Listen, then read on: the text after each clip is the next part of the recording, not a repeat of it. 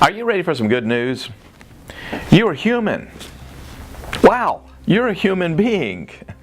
Here is today's text from Psalm 8. What is man that you're mindful of him, and the Son of Man that you care for him? Yet you have made him a little lower than the heavenly beings, and crowned him with glory and honor. Psalm 8, 4 and 5.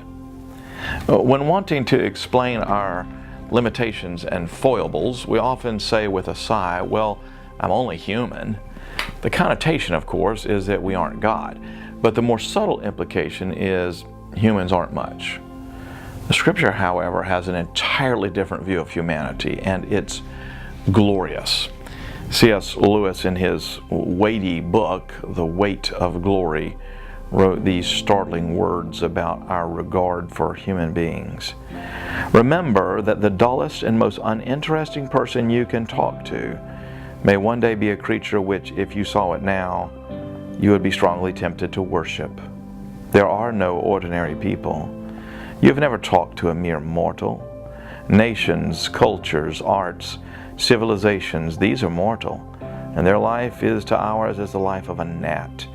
But it is immortals whom we joke with, work with, marry, snub, and exploit. Immortal horrors or everlasting splendors.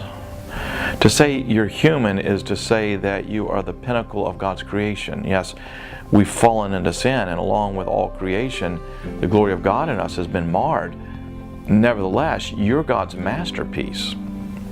The richness of Lewis's famous Chronicles of Narnia is not just the subtle symbols like an odd magical wardrobe or the gifts from Father Christmas. The magnificence of the symbolism is the image of the human beings. In the strange new kingdom of Narnia, all the Narnian creatures revere humans.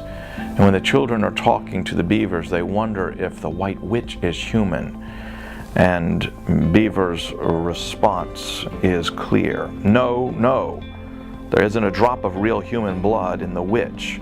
Then the beaver adds, in general, take my advice.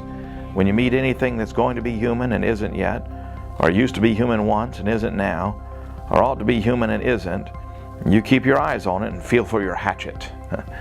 What's Lewis's point here? What the world needs isn't something different from human, but something that is truly human. The closer we become to being truly human, the closer we become to the glorious announcement of Psalm 8.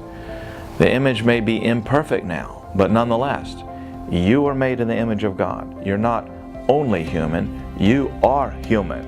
And that's the gospel. Well, that is today's daily devotional. And if you'd like even more good news, go get the whole radio broadcast on this subject. It's free at sharingthelight.org.